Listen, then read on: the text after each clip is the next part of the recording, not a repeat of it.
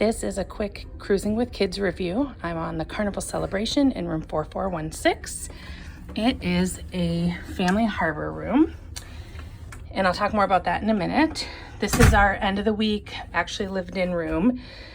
This is a 3-person room, and you know, I always think it's hard to find good information about what does a 3-person or a 4-person room look like.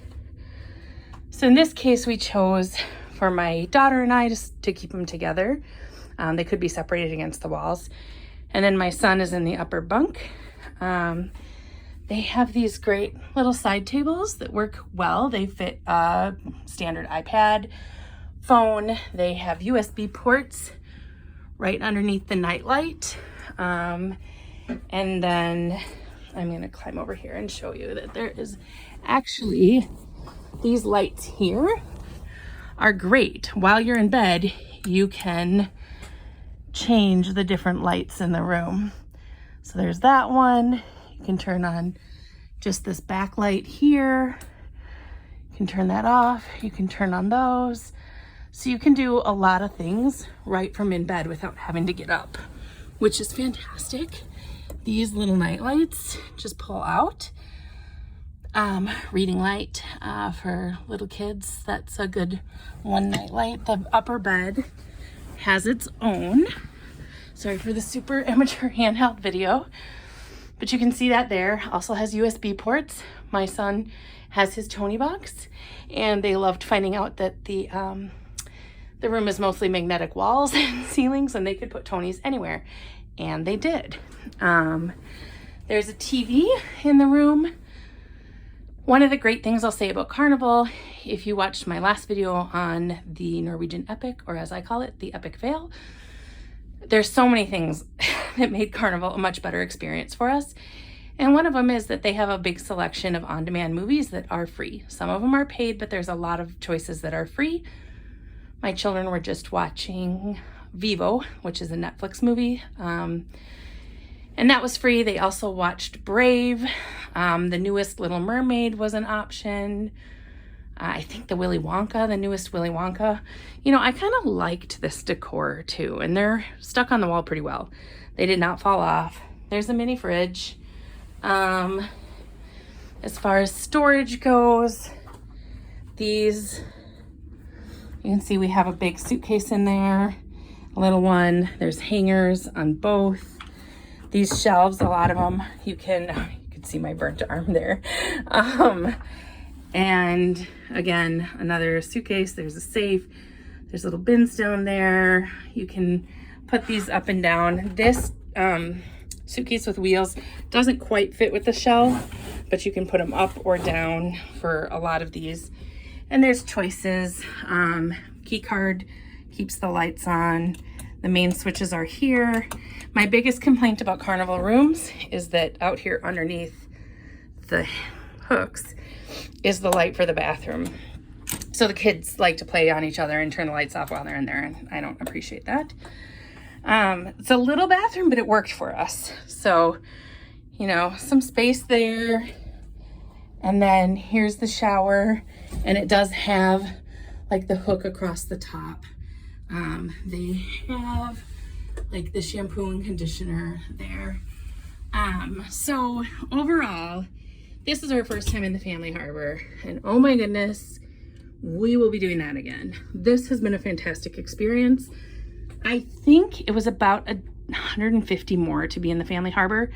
The perks that came with it were you have the family harbor lounge just down the hallway.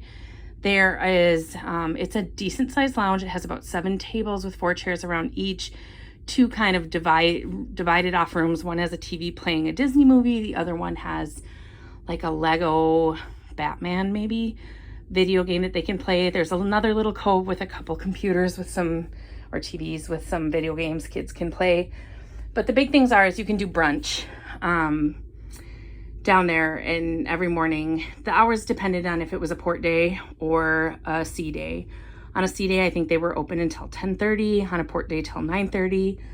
But it was just like one little line of buffet. So when you have small children, instead of going up to the Lido deck and having just hundreds of people at once and your kids wanting to run around and grab different things. And it was just so easy to be in there, and we could be seated. There was no fighting for a table and trying to wrangle kids. Could get in there. They had like all the kids' favorites: French toast, pancakes, a platter of fruit, some rolls and muffins, and then an afternoon snack from 3 to 5. They had some sandwiches like tuna, turkey, peanut butter and jelly, grilled cheese, 3 dishes of candy every day that would vary, and some brownies and cheesecake, and a vegetable platter and that was from 3 to 5. And only people who are staying in the family harbor get access to that. That alone was worth the upcharge to me. The other things, the other perks that come with it are that you get 1 night of free night owl babysitting. So usually the kids club closes at 10, but then it's an hourly fee from 10 to 1. And I had 2 kids. And so that fee was somewhere around $7 for older kids and maybe $9 for younger kids an hour. And so I think it came up plus 18% gratuity added on top of it. So I think the nightly bill would have been $54 for 2 kids for 3 hours. And that was free. That was included. If we had gone to a specialty restaurant, if I paid full price, the kids would have gotten free for like 1 meal. We didn't choose to go to any specialty restaurants like that, because this is the Carnival Celebration, and they have a lot of things that usually would be charged as specialty restaurants that were included. Like your first time at the Italian restaurant was free. The first time at their chibang, which it's not a fusion, but it has both Chinese and Mexican food. We didn't do that at all. It was included. Guy's Burgers is included. Shaq's Big Chicken is included. They had a street food one up on the Lido deck by the pool. That was included. So there was just a lot of options. Other things we loved about this, oh my gosh, from the moment we pulled up at the curb to getting like physically on the ship was under 30 minutes to our muster. They really had that down pat. If you watched my last video on the epic fail, one of the things I complained about was food options, and the limited and the having kids always wait in lines for restaurants for really long periods of time. And look at all these food options just on any given day. Like there is something for everyone, and it clearly denotes which ones are included and which ones have an additional charge. A lot of times that extra charge was $8. For the specialty restaurants, it would be more, I think $40 or $50 for an adult, but again, we didn't go to that. They, highlight this. Also, if you haven't been on Carnival, they have an amazing app that even if you are checking into a specialty restaurant, you just click that you're interested, and then you can stay in your room, and the app will let you know when your table is ready for you, and you have 10 minutes to get there once it notifies you. So you don't have to stand in long lines. You can be out and about doing other things while you wait for your restaurant reservation. So all told, this was a really good experience for us. Our last experience on Carnival Horizon was not nearly as positive. One of the things that I just turned in, or I would have showed it to you, they also have, and I have the letter, some disability services, and they're like Culture City certified for kids with special needs.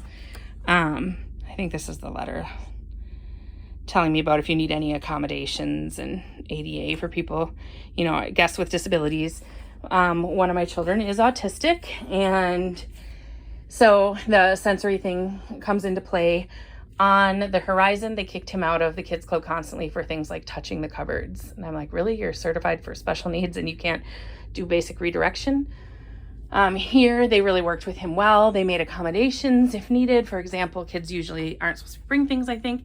They let him bring his Tony box and some Tonys if he wanted to play quietly. The Culture City sensory bag that you could check out. If you're a parent who has a child who has any need for that, you already have those things.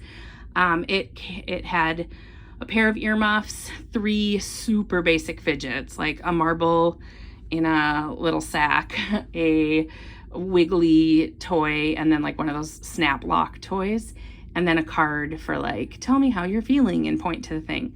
Like if your kid needs those things, you already have those. So I wouldn't bother checking that out. If you don't turn it back in on time, it's $25. So that's my 2 cents on that. But I just wanted to share a little bit about the experience as a parent cruising with kids, because your needs are different and there are different things that you appreciate and don't. I think this was a great ship for us. It had a lot of the glitz and glamour that the Horizon didn't. I realized that after doing some different cruises, both between Royal Caribbean here and Norwegian, that the very first cruise I went on was when I was 16 or 17, and it was the Carnival Destiny, which is now I think the Carnival Sunshine.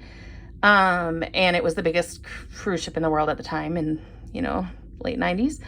And I just remember walking into the atrium and it just being like so awe-inspiring, like just huge, several floors up, all the shops around it, glass elevators. And every ship I get on, since if there's not something that's like kind of awe-inspiring to me, of like that's really cool or pretty, I feel bummed out and like it's not quite the experience I want. And this ship had tons of those things. I did hear some people, for example, if you're used to Royal Caribbean, which has their on their bigger ships the Grand Promenade, that they really love that, and with good reason, and that they think all like this ship, even this ship, is so compartmentalized, and you don't have that big long strolling space, which is really, the heart of the ship where everyone is all at once and there's plenty of space. That's the other thing. This is, I think, they're currently their biggest class ship, the Carnival Celebration, and it's one of their 3 newest ships, with Carnival Jubilee and Carnival Mardi Gras, or I think that one's just styled Mardi Gras, and I'm not sure why.